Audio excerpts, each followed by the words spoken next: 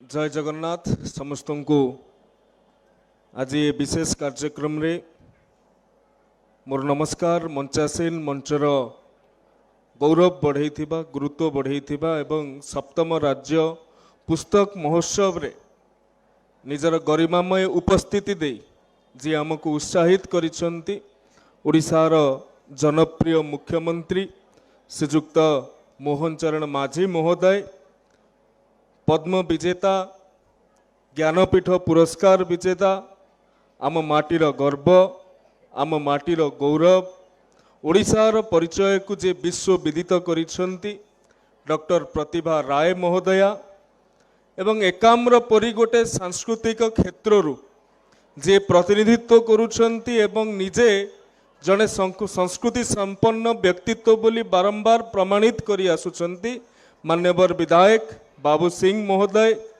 आम विभाग सचिव विजय केतन उपाध्याय महोदय, मंच सम्मुख रे उपस्थित थिबा समस्त वरेण्य सारस्वत साधक वृंद, उपस्थित मातृशक्ति, उपस्थित समस्त पाठक वृंद, मीडियार बंधु समस्त को सप्तम राज्य पुस्तक महोत्सव उद्घाटनी संध्यारे शुभेच्छा और शुभकामना ज्ञापन करुछि।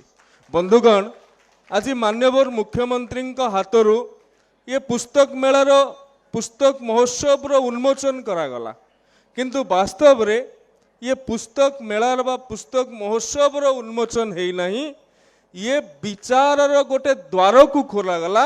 आपण माने जेतेबेले एठू बहीटीए नहीं कि घर को जीवे निश्चित भाव रे सांगरे एक विचार नहीं कि जाइथिबे, सांगरे गोटे चेतना नहीं कि जाइथिबे, सांगरे गोटे भावना नहीं कि जाइथिबे एवं ये आयोजन केवल सामान्य आयोजन नुहे, यह को एक विचार उत्सव कहिले अत्युक्ति हेब नाही।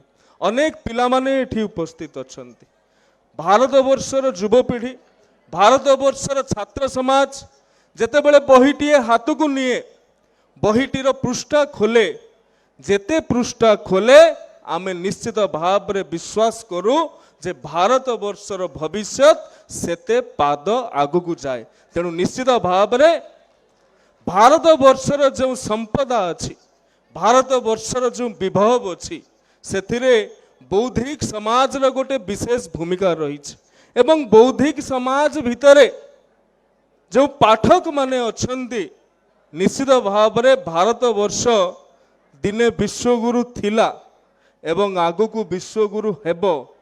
ये जययात्रा भितरे पाठक मानकर भूमिका रहिबो, भारत वर्षर बौद्धिक चेतनार भूमिका रहिबो, सेथिरे कौनसी संदेह नहीं। पूर्ववर्ती वक्ता मोबाइल रो कथा कहूतले, मु कहिबा को चाहूची मोबाइल क्षिप्र ही पारे, मोबाइल तीव्र ही पारे, मोबाइल द्रुत ही पारे, किंतु मोबाइल गभीर नुहे, बही ही केवल गभीर ही पारे। मोबाइल रे आपण रील देखुचंती, रील 30 सेकेंड लंबा तार जीवन, किंतु बहीर जीवन जीवन गोटे व्यक्तिर सरीबा जाए ही रही थाए। ये होची बही जो पली भाव रे सेना सीमारे आमको सुरक्षा दे थाए, बही भी सही बड़ी भाव रे सभ्यता को सुरक्षा दे थाए। सेथिपाई तो कहा जाए बही ठारू बड़ केही नहीं। आउ आम जो जाति को आमे प्रतिनिधित्व करुछंती, बोध हुए कौनसी जाति नहीं जे बही को भगवान मानती। ए जाति गोटे बही को भागवत टुंगी रे रखिकी ताहाकू भगवान रो मर्यादा देइछि। मु भागवतर कथा कहूछि बंधुगण, ये जाति आमको शिखैछि बही को केउ भली भाव रे सम्मान दिया जाए।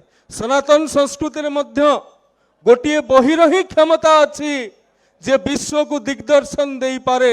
मु गीतार कथा कहूछि बंधुगण। तेणु ये बहीर मूल्यबोध, ये बहीर भावना, ये बहीर चेतना सबु बेले आम मानंकु गुरुत्व प्रदान करिछि, आम मानंकु प्रभावित करिछि। तेणु बही सामान्य कागज रे संबलित गोटे केतेक पृष्ठार समाहार नुहे, बही गोटे उच्छ्वास, बही गोटे उन्माद, बही गोटे अनुभव, बही गोटे आगामी काली को लेखुथिबा, गोटे रणनीति सृष्टि करुथिबा उपादान कहले अत्युक्ति हेब नहीं, बही को निश्वास कहले अत्युक्ति हेब नहीं, बही को प्रश्वास कहले अत्युक्ति हेब नहीं, बही को जीवन कहले अत्युक्ति हेब नहीं। बही होउची सबु किछि, बही बिना जीवन बहिब नहीं। धन्यवाद।